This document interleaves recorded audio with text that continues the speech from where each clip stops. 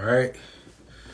Welcome to another episode of Powerhouse Conversations, brought to you by Dream Big Sports, where we have dope conversations with people in the sports industry about how they can innovate, and we bring on different platforms, different brands, different professionals, so they can talk about their brands and how we can help the brands of our listeners. Today we have a great episode with JQ from JQ Sports PR. So let everybody get in. We'll get started. There we go. Everybody, make sure they send this to about 3-4 people. Just we want to make sure we get our athletes in, and get them this good information. So make sure y'all send it, especially for today for young athletes. We want to make sure that they're getting the information. So, hey, how you doing? I'm good. How are you? Can you hear me? Yes, I can. Can you hear me good? I can. I can. How are you? Great. I'm great. I'm great. So I'm excited about this conversation. Definitely want to start off with thanking you for joining and taking the time to come on and have this conversation. Yeah, So you're welcome. welcome. Thank you for having me. Yep. Definitely, love your content online. And for those who don't follow JQ, make sure you all go click the follow button. We want to make sure that, you can, if you have an athlete that you know or a brand that you know, make sure you're getting that information, because she definitely does a great job of creating content that people Thank can you. relate to, and makes it easier for them to understand. So make sure you all follow her. I will let you introduce yourself, but JQ is a professional sports PR manager. She helps athletes create and build their brand. Especially the high school athletes and their families. Helps them with the recruiting process. So introduce yourself, tell them about your background, and we'll get started. Yeah. So, as what you said, I'm a sports PR manager. I go by JQ. That's my marketing name. I'm actually a former college basketball athlete. I played on the Division I, JUCO, and Division II level. Okay. After I graduated from St. Andrews in Lawrenceburg, North Carolina, I went straight into grad school because I didn't want to pursue basketball anymore. I had an opportunity to play overseas, but chose to go a different route. So I went to Liberty, did my 2 years, and while I was at Liberty, I interned for the Liberty football program as their marketing assistant intern, and I also coach at a local high school in Lynchburg for the girls JV basketball team. And I also helped out with a semi-men's basketball called the Lynchburg Legends. So I did a lot, stayed very active because I knew I wanted to stay in sports, but I didn't know what that Right. looked like. So after I graduated from Liberty, moved back to Raleigh, North Carolina, and I, hey, what am I gonna do now? I'm out of school because that's all I knew was school and ball. I didn't want to think Right. about getting no job, so I said, well, let me find something that pertains to basketball. So what I did, I purchased this cheap camera. It got the job done, and I was attending all of the elite, shoe circuit programs, Right. the Nike EYBL, the Adidas, McDonald's All American. I mean, Hmm. the list goes on and on. And what I would do at these tournaments was I was on the sideline doing some highlight filming and also interviewing athletes. At the time, there was hardly any females on the sideline doing what I was doing. So Gotcha. everybody looked at me. I would walk in there like with a dress, sometimes not like a fancy dress, but just Right. like a casual dress, and they'll be looking at me like, "Who is she? What is she doing on the sideline?" Right. Because most people, when they see me, they don't think that I'm a former basketball player. So I did that for a couple of years, but being a student athlete, I was seeing so much stuff that was going on behind the scenes to where it was like, okay, I feel like I can offer more than just doing interviews and highlight films, because honestly, I knew I didn't want to do that for the rest of my career. I Right. just knew that was my way to get my foot in the door Right. and build the relationships with these kids that are now in the NBA and their families. So that's when I transitioned to being, behind the camera as a sports PR manager. So Jakey Sports PR is my baby. That's my Yeah. brand. That's my business. As you mentioned earlier, I work with high school athletes, college and professional athletes, and I also work with athletic brands with their branding and marketing too. Gotcha. So tell me about some of the. I know you were kind of mentioning some of the athletes that you have worked with in the past. Can you tell some of the people? Yeah. So when I was doing the interviews at the different events that I had mentioned earlier, I had an opportunity to build a really good relationship with Bam Adebayo that now plays with the Miami Heat. He's out All of right. North Carolina. All right. Also Dennis Smith Jr. out of North Carolina as well. De'Aaron Fox, that's with the Sacramento Kings. Yep. Miles Bridges, Lord Jesus, phenomenal player. Right. Right. We know what's going on with his situation, but Right. I had an opportunity to interview him at the NBA Top 100 Okay. back in 2016. I was able to work with those athletes, with the media training.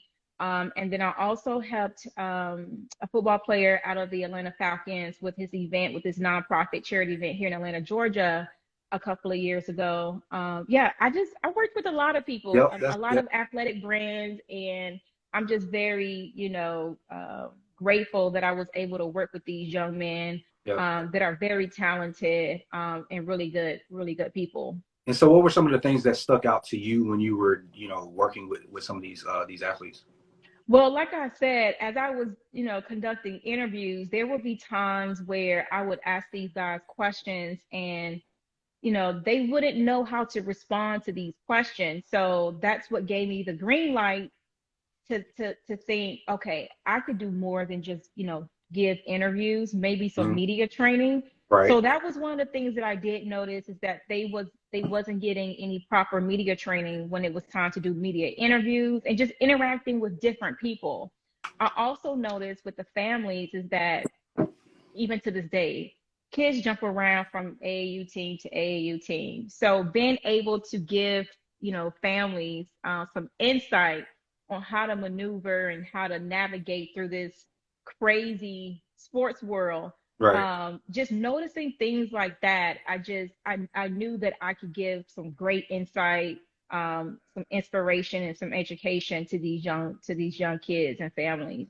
Gotcha. So, what is your point of view on, the AAU team hopping and all of that? Like, what as a PR, like, how do you feel they should maneuver? That is a great question. So honestly, we all know that sports is a political world. Hmm. Like every industry, there's politics involved. When Hmm. it comes to AAU, I think it starts with the parents doing their research, doing their homework. I've talked to a couple of parents where I would tell them, "Hey, before you put your kid on this team, go and scout them out. Sit in one of their practices, or if you guys are at a tournament and there's a specific team that you're interested in having your son or your daughter to play with, go over and watch them play. Pay attention to the parents as well, the coaches." So I feel that every kid situation is different, Yep. but I'm really keen and big on parents getting more involved in their child's recruiting process. Yep.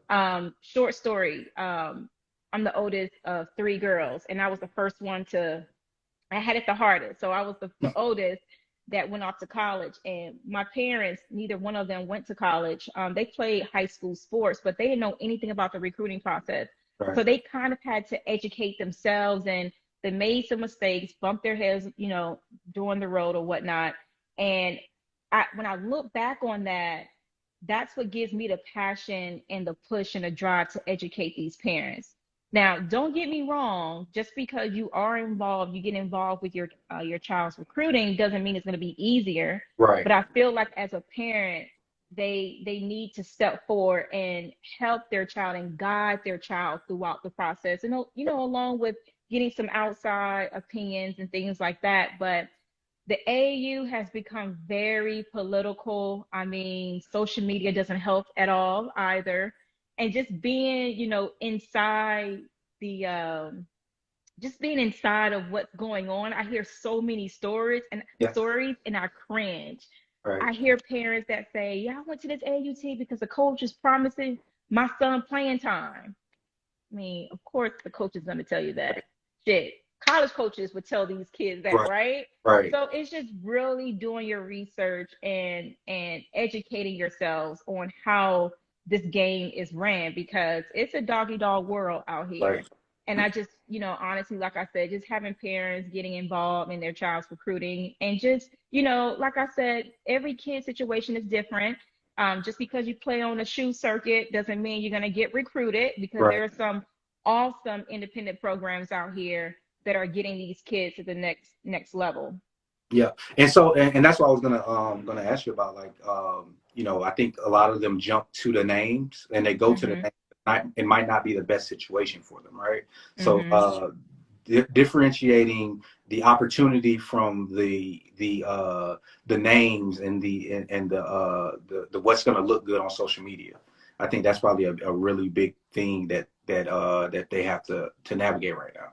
Yeah, and like I said, I mean, it's it's very political. These AAU teams, they have to, portray themselves on social media that they're the best AAU program in the nation. I'm not against that, because again, I come from a branding marketing standpoint, so that's what you're supposed to do. But again, it just takes the kids and the parents really doing their research and scouting out these different teams. Ask these coaches, what type of network do you have? Right. Sadly, I've heard that there are a couple of AAU programs here in the US that have coaches that don't have any connections on the collegiate level. And I don't care if it's JUCO coaches. I don't care if Right. it's D3. Your coaching staff, just my personal opinion, and I would love to hear from you what your thoughts are on this, but I feel that when these coaches or these directors of these AAU programs start scouting these different coaches, you need to make it mandatory that they build a relationship with college coaches. Yep. Because at the end of the day, that's what the ultimate goal is, to get these kids to the next level. What's your thoughts on that? Do No, you do I, you I, agree? I 1000% agree because even, like you, and I think you made a good point. Like it doesn't matter if it's, high major Power Five conferences or if it's JUCO, whatever your level has, I think they should have that relationship with that, that, like you just said, it may be a private AAU team. If Hmm. you're private and you're kind of small, then you should have the best JUCO relationships around because everybody on your team isn't going D1. And I think that's what the biggest misconception is that a lot of these kids are going to these programs and they're only looking for D1. They're only looking for Power Five. They're only looking for this. But all those situations may not be the best fit for you.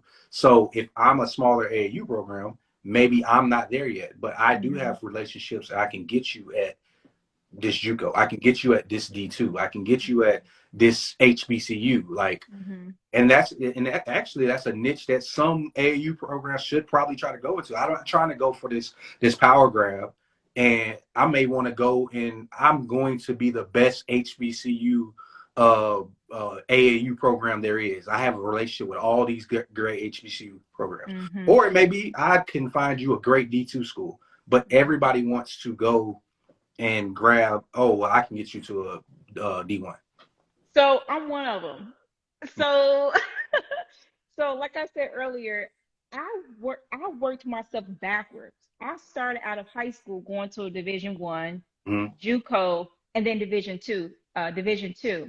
I'm a very transparent individual, and you can tell in my social media content that I put on social media. I try to educate people based on the experiences that I've been through. Yep. So there's a video, a reel that I had created, and I listed the mistakes that I had made as a college athlete. And when I was in high school, that's all people talked about was who's going D1. Right. Oh, you don't need to consider going to JUCO. JUCO are for bad kids or Right. kids that don't have the grades. I Yep. wasn't a bad kid.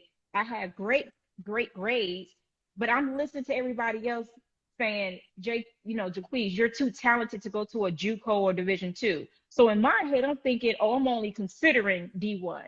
So it all boiled down to, I will never forget this. It was between Maryland Eastern Shore, they're the MEAC conference, Mm-hmm. and Montana State. Those were the last two schools that I had narrowed my decision to, or my choices to. And my parents had different opinions, Mm-hmm. and I decided to go to Maryland Eastern Shore.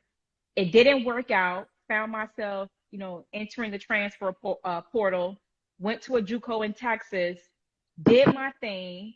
I had the opportunity to play at Louisville or North Texas, but I didn't want to go to summer school because I fell in love with this guy at the time and failed 2 classes.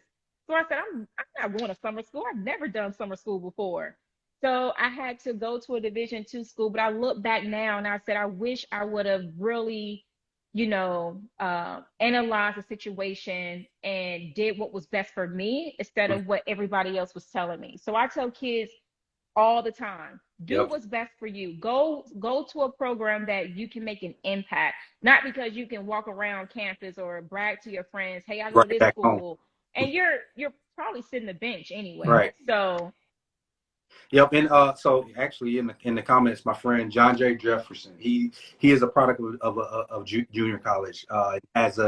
He's currently still playing in probably over a 10 years career overseas. Like there is a way. I'm a JUCO product. There is a way to get to where you want to go. From JUCO to from D1, D2, whatever it may be. But like you just said, you have to make the best decision for yourself. Yeah, and I think again, going back to what I said earlier about parents, Yep. parents, your one of your roles is to guide your kid or guide your children and to, pushing them in the direction that what's, well, not what they know, but what you guys combined know what's best for you. Um, so yeah, I just wish that people would stop instilling in these kids that Division I is the only route, because it's not. Yep. You, even if you do go Division I, you don't have to go to the Power 5 schools. You can Yep. go to a mid-tier, low-tier Division I school and still get to the next level, whether that's playing overseas or playing the NBA. Yep. And it's all about situations. So like I think the transparency Yeah. of that is what separates it, because like you'll have these schools that will feed these kids and sell them dreams on what they can do versus, okay, hey, this is what it is, this is the right situation for you, and really listening to the people that have your best interest. I want to point out something that FFTV magazine said. Not really. What did he say? Not really though, because you won't get the looks. Again, it depends on the person's talent and what their goal is. Um, who's to say you can't go to a mid-tier Division I school and then, play there for a year or two and then transfer? I'm pretty sure you've heard how crazy the transfer portal is right now. Correct. There's so many kids. And sadly that hurts the high school, Yep. kids coming out, because a college coach would rather have, a more developed player either come out Correct. of JUCO or, lateral division, a mid or low Division I school before they pick up a high school kid. So it just really depends on the individual. Yep, I was literally talking to my friend. He was here in Atlanta. He coaches for the University of Denver, in Colorado, and he was here coaching. We were talking about the transfer portal and how that affects their recruiting right now, because they're recruiting the high school guys, but they have to navigate their kids that are going to leave from their transfer portal. They're gonna lose some, and then then they have to gain some that are ready to play, because if you're talking about this high school kid and he's not ready, then you're at a disadvantage, because now I'm losing people, and I have to pay attention to the transfer portal and find out what's the best talent for me to stay and win, because these college coaches are under a lot of pressure. So it's very important for them to be able to bring in talent that's going to be able to play right away. And I think too, I had posted something the other day about what kind of questions should high school athletes athletes should ask college coaches, because during this interview process, it's not just, you need to also be doing the interviewing too. You need to ask these questions, like ask the coach, how long have you been here? I mean, of course, we know things are not guaranteed and coaches move around a Right. lot, but asking those questions during the recruiting process so you can choose the best fit for you. Asking the coach again, how long have you been here? What type of player are you looking for? Where do I sit on your recruiting list? I Mhm. feel like if you ask those questions beforehand, it can possibly cut down on how many kids are in the transfer portal. Right, right. And yeah, like so making sure that you're asking those questions like you said as a parent because the kids aren't going to ask the right questions. So like for example, your job as their consultant, their person, their go-to person is to help educate them on okay, these are the questions to ask. These are the questions that are going to get you to the right answer because a lot of times if you're asked if as a parent you are asking those same types of glitzy glamour questions, then you're not going to get to the real meat and potatoes to find out if that school is the right fit. Mhm. Mhm. And like you said, that is something that I coach the parents and the kids on is, let's do some role playing before you guys go up for your visits. These are a list of questions that parents should ask, and Right. these are questions that the student athlete should ask. But at the same time, I tell parents you don't want to overbear, or over control the interview because you should allow your kid to speak. But at the same time, you being there, being able to ask those hard-nosed, difficult questions, because coaches, to be honest, I'm gonna keep it real with you. A lot of coaches are not expecting these parents to ask those type of questions, Gotcha. uh, which that's a whole different topic. But I do feel that when these kids really take the time to research these schools that they're interested in and starting early, Mm-hmm. starting at the freshman level. I just sent my client, Jackson Sutherland. He's a sophomore, upcoming sophomore at Christ the King in New York. And I just sent him and his parents last night a checklist, a sophomore checklist for him to, get going on. And what some of the things that, I have put in that email was getting with your guidance counselor, Gotcha. making sure that you're on the right path to graduating on time, and cross-referencing those core classes that the NCAA requires because it's been a while since I've been in a high school, school or whatnot. So I don't know if the guidance counselors have gotten better over the years, but I know when I was back in high school, these folks didn't care. Like you had to stay on top of them. And I understand they have a lot of students to oversee, but that goes back to these high school kids taking control of their recruiting Right. process. So you making that initiative of scheduling a meeting with your guidance counselor and asking them, okay, look, I'm going into my sophomore year. These are the NCAA courses that I need to be able to graduate on time. All right. Are we on the right path?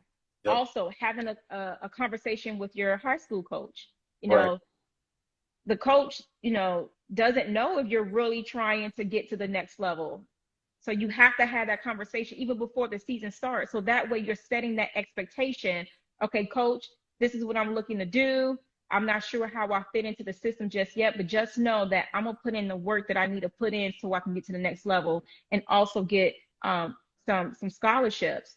And then also asking the coach, what is your network? Can you help me with the recruiting efforts? That goes back to our point earlier about these coaches. I feel like it's their duty to build these relationships with the collegiate coaches. So just having that checklist and being proactive, I think that's where we fall through the wayside is that we're being more proactive. We're not being proactive. We're more reactive. We react instead of proacting and making sure that we're ahead of the game. Gotcha. I do have a well. Let me see if somebody else had a question. How can a guidance counselor know what an athlete should do? Well, and I'll let you answer it a little bit, but that's going to go down to the NCAA clearinghouse requirements. Those are Mhm. those that they can find that very easily, or the parent can find that very easily. Uh, Mhm. that's public information. Right. No, you're absolutely right. The guidance counselor, they should know what the requirements are and the rules and the policy of the NCAA Eligibility Center, what the student athlete needs. Again, that comes with them doing their research. And, I don't expect everyone to know shoot, I don't even know all of the details, but Oh, as a guidance counselor, you should, that is the role that you're in is to guide these student athletes to making sure that they graduate on time. right, right. Yep. So I did have a question because I know this. I know you probably ran into this a lot. So how do you navigate? I know a lot of these kids have quote unquote handlers, right? But Hmm. how do you navigate that process? Because and you'll see it a lot when there isn't a their parent isn't present per se in the household, so they'll have a handler.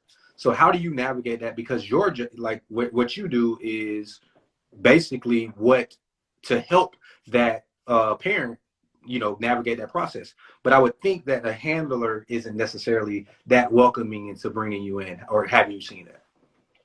So this is what I would say. One of my requirements is a consultation. Of course, kids being in high school, they're not able to compensate me for my services because I Right. do charge for that. Right. Um, so the first thing I do is have a consultation, and during that consultation, I speak both with the parent and the athlete because Yep. I want to make sure that everyone is on the same page. I can I can tell if an athlete or a parent is pushing their kid or they're living through their kid after having, a couple of conversations and text messages and things like that. So that's my main requirement is that the parents have to be involved. Gotcha. At least one. Right. I have to have a parent involved because again, that goes back to one of the emphasis that one of the points that I emphasize in my business is that I want parents to get back involved in their child's recruiting. So if they're not involved in their child's recruitment in their life, I don't think this is going to work because at the end of the day, of course, I want to be paid for my time and my expertise, but I really want to help these kids and their families, making sure that they're staying ahead of the game and preparing what's life after sports. And if they don't have at least one parent involved, we're Gotcha. just not a great, a good fit for each other. Gotcha. And so let's go through some of that. Like I know you said the first step is consultation. What are the after the consultation? What are your services, and what do you like specifically? Like what do you provide for them? Yeah, so during the consultation, we I pretty much get an idea of what they're looking for because not every athlete needs the same service. So I might have an athlete and a parent that just needs help with their social media. Mhm. Because I just mentioned this the other day in on one of the panels that I was in here in Atlanta, is that the recruiting has changed over the years to where it's no longer just emails and sending in videotapes, right? You have to be active on social media. You have to put yourself out there on social media. So a kid may have a lot of content, but they don't know how to go about strategizing on how to put that on social media so they can get that exposure that they need from media, journalists, scouts, and college coaches. And then you might just have a parent that needs some assistance with the recruiting process.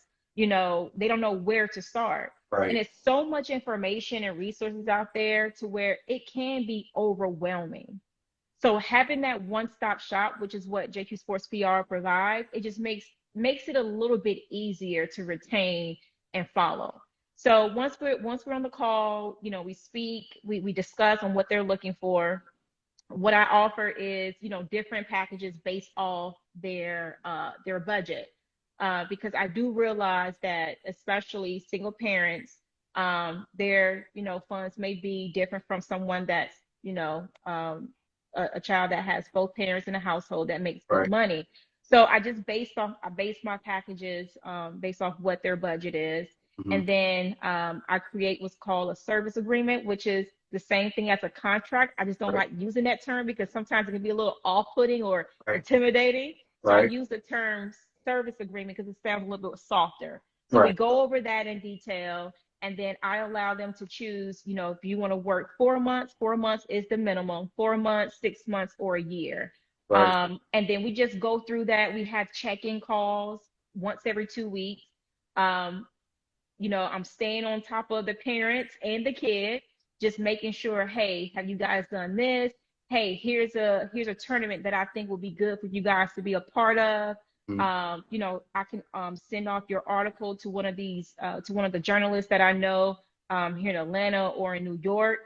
So just making sure that I'm holding everyone accountable because again, yes, you hire me to help, but I'm not here to do all the work. I need you guys to help out as well. So Right. No, that makes sense. So are you is because I know when I was coming up, it was more so like rivals and yeah, towards the end ESPN got a little bit more with the rankings and things of that nature. Is it still that the articles are what they are seeking to help get ranked and get noticed, or what does it look like now? So, of course, having your article featured on ESPN or Rivals does help. But one of the things that I tell the athlete and the journalist or whoever I'm working with is to make sure that it's also placed on your social media. Mhm. Again, college coaches are spending a lot of time on social media, more so on Twitter than Instagram. So, you have all of the media journalists, all the scouts, they're every day, every second on Twitter. So Okay. yeah, it's great that you're posting it on your guys' website, but I need it on on Twitter as Right. well. Right. So just having their articles featured, if a client or a potential client has a great game and they had this mean dunk, I try to make sure that overtime gets it, all of the independent Hmm. media highlight companies get it, so that way they can place that on their social media because they're also needing those followers Right. and those views too. So Right. it works hand in hand. Right. But no, to answer your question, article features definitely helps and benefits the kids recruiting exposure, but one of the things that I like to make sure of is placing it on their social media platforms as well. And then what I also do is once that media journalist has placed that on their website or their social media, I have my client to grab that content Hmm. and whatever coach that they have a good relationship with, college coach they have a good relationship with, send it to them via DM. Gotcha. That's a great strategy. Because college coaches, like I said, they're on social media every day. Like they have a lot going on. So if you just send that simple DM, hey coach, this is such and such. Here's a clip I was featured on, rivals.com today. That makes sense. That makes sense. Hmm. That makes sense. So a couple more things before we get out of here. I want to make sure that I highlight, with you being in public relations and with, women's sports, making sure that it's getting more and more to the forefront and it's being on the rise. What advice do you give to that young lady that is trying to make sure that she's building the best brand that she can to get recruited? As a student athlete, Yes. putting yourself out there on social media, finding what else is your passion outside your sport, whether that's modeling, cooking, makeup, Yeah. hair, whatever that passion is, incorporate that into your social media strategy. And the reason why I say that is because I was just reading an article the other night. One of the gymnasts out of LSU has 1.9 million followers, and she just signed a NIL deal with a modeling Yep. agency. So you have to put yourself out there and don't be afraid of what other people would say, Right. and coaches, because I would also say this. I've had coaches to personally DM me and text me and say, why are you pushing these kids to build a personal brand? They need to be focusing on the sport that they're playing. And my rebuttal to that is, aren't we all supposed to be helping this kid The for kid. their for life after sports? Not everybody gets the opportunity to play at the next level. So why is it looked down upon if this kid is trying to build a brand for their future? Yep. Because if this kid wants to be a business owner of a clothing apparel line, why is that a problem? Right. Now, it's all about balance, That was okay? just. Because I get it. I get it. These kids, they're not mature enough to know how to, but as a coach, because you're not only there to coach them the X's and O's, but Hmm. you're supposed to teach them about life Yep. and knowing how to balance time management, representing yourself in a positive light. That's what a coach is supposed to do. Yep. So it makes me so upset, honestly, when I hear a coach that says, "Oh, these kids don't need to be worrying about building a brand. What they building a brand for? They need to focus on the sport that they're Right. playing." Really? because Okay. to a certain extent, it's and it may not be for everyone, but it's them wanting to use them for what they can use them for, and then when it's over, it's over. Because Mm-hmm. literally, my last episode was about that. Understanding leverage versus compensation when we're talking about Mm-hmm. NIL space, right? You Mm-hmm. use NIL to get compensated, or you can use it as leverage to be able to build your own personal brand. And now, whatever you do for the rest of your life, you have already built that. You've learned how to do these things off the court. And to your point, it's about balance because if you're doing everything that you need to do on the court, on the field, whatever your sport is, you're putting in your time, then you're not doing anything other than showing people what you enjoy. If it's what you already are, you like. If they're gonna be there, it's not like they're not gonna be on social media. So Right. if what you're doing is you're teaching them to use their social media to build their personal brand, therefore Mm-hmm. they have something to code. They always tell them, hey, have something to fall back on. Now they Yep. created their own thing that they have to fall back on versus, oh, I need to get this degree to quote unquote fall back on. Mm-hmm. You've taught them how to fish versus giving them something to actually move forward with that they after 4 years is over.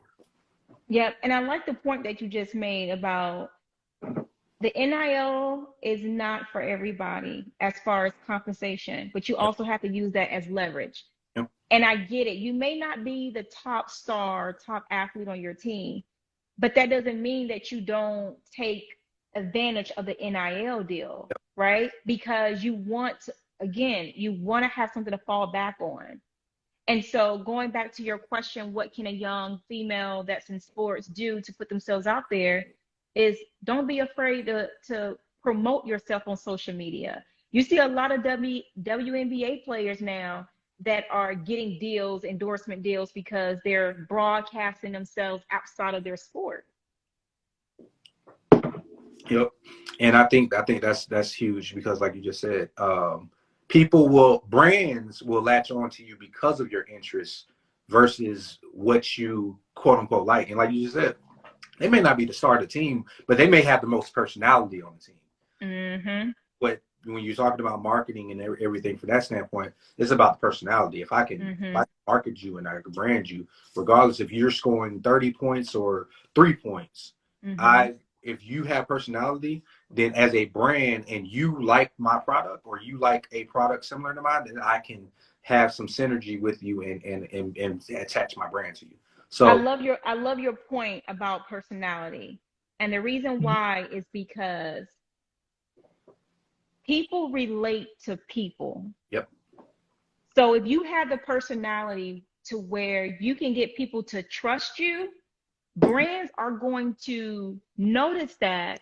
And so what they want is they want a brand ambassador, they want a representative that's going to promote their product and be able to bring in their audience yep, because now they have gained some sort of trust. yep, And, brands are very strategic. They know exactly who they're going out for, yep, right? So, again, going back to your point, you have to show your personality. You have to put yourselves out there on social media because these brands are watching. yep, They're definitely watching. It's supposed to be a win-win situation for both parties. yep, So if you don't have to have thousands of, tens of thousands of followers. You can have a little bit under 10K, but you have the engagement. And that's another perception that most people get misconstrued is that, oh, I have 10K followers, but their engagement ratio is very low. yep, Like brands can tell that, you may have, 10K followers, but you're only getting 2 comments on right, each post, you know, 70 views, yeah, something ain't adding up. So thank, they're gonna definitely dig into, okay, is this person really what we're looking for to promote our brand and our service? right. They're gonna dive into the analytics. Like Mm-hmm. going to spend money, if they're going to put their dollars in it, then they have to have the analytics and the numbers to back it up, right? So, like you just said, Mm-hmm. all of those things are important when they are, pitching themselves to these brands Yeah. trying to go out and do these brand partnership deals. And that goes to the flip side of understanding your value, right? So if I am this person who has this following and I do have engagement, now I understand my value. My value isn't what I did on the court. My value is in this sense, my value is what I bring to this space of my personality and my brand. Because your followers or your fans may not know you as a student athlete. Right. They might not know you as a professional athlete. What they know is, oh, this person loves to cook just like I do. Yes. I can care less how many points they scored in the Yep. game, but because we share a common interest, now I'm considered as a fan. It's connection. Connection, exactly. And then to speak on that, I would love if student athletes could please take the time on finding strategic brand collaborations. When Yes. the NIL first rolled out, I saw so many athletes, post on their Instagram and their Twitter, now open for NIL deals. No, you need to first build a brand. That's the most important thing. Yep. A brand, a company is not going to reach out to you if you do not have a brand. Yep. So take this time to build a personal brand, hire somebody so we can manage that, right, and then find opportunities for you to get paid off your name, image, and likeness. Yeah. No, I think that's definitely good feedback for these because it's the first year just passed, and I think a lot of them are it's been the quote unquote wild wild west. It's not everybody, nobody knew what was actually going on, but I think companies like yourself and making sure that they understand how to navigate and what to do and not to get lost, because I think companies that like you will be the ones that they need, because you don't want the coach's concern of getting lost in building the personal brand. If you actually invest in yourself and hire people to do what you need to get done, that's where you don't get lost in, well, I'm worried about building my personal brand. No, I have somebody going to help me build my personal brand. So that's where it comes in. Hey, let's invest back into, because you're a business, as an athlete business. Let's invest back into this business and let me allow somebody to run this for me. And one of the things that I like to stress to potential clients is that I'm not an agent. I'm not an agent. I don't get involved in any financial negotiations. Right. I'm here to be the middleman between your brand and the public. Correct. And a lot of parents ask, Don't. "Are you an agent?" Yeah. No, please don't say that. Like, no, I am not an agent. I am your brand manager. I am that person. If someone or if a company reaches out to you and say, "Hey, we would love for you to be our brand ambassador for our product or our service," what I would like for the athlete to do is, okay, let me call up my brand manager, my PR manager, JQ, so she can make sure that I have creative control. Because that's another thing, is that you want to make sure that whoever you work with, you have control of how your brand is portrayed to the public. Because the brand or the company might have an idea of what they want you to be, but if you've already gained that community of people that know you, and then they see you marketing this brand, they're like, oh, that ain't JQ. She's just doing this for the money. Right. People gonna start going the other way. And you talked about it earlier, but like the followers trust you. So you don't want to lose their trust by marketing or attaching yourself to something that doesn't speak to who you are. So no, I definitely agree. But I know we're coming up on our time, and I definitely want to allow you some time to get some closing remarks just about where people can find you, what's next for you, and just close us out. Yeah, so you can follow me on JQ Sports PR, obviously here on Instagram and Twitter.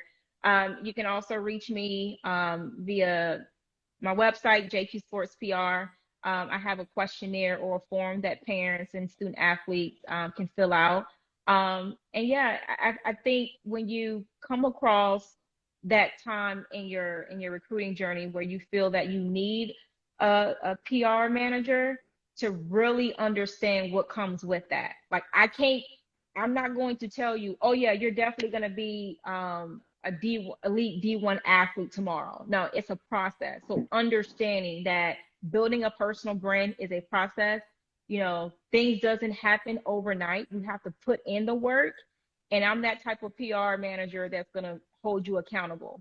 And I'm not, like I said before, I'm a college athlete. I was just telling somebody the other day, if a client calls me up and say, hey, JQ, my trainer, has something to come up. I need somebody to come to the gym and rebound for me.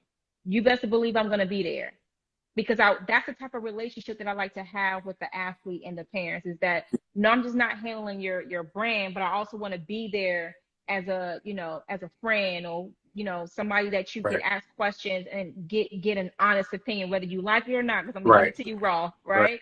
Because I'm Right. going to tell you what you need to hear instead of what you want to hear. Right. But yeah, parents, get back involved in your child's recruiting. Don't be afraid to ask questions. Stop pretending to know everything, Right. and do your research. All right. Well, thank you again. I really appreciate it. I enjoyed the conversation, and I'll see y'all next week. All right. Thank you, guys.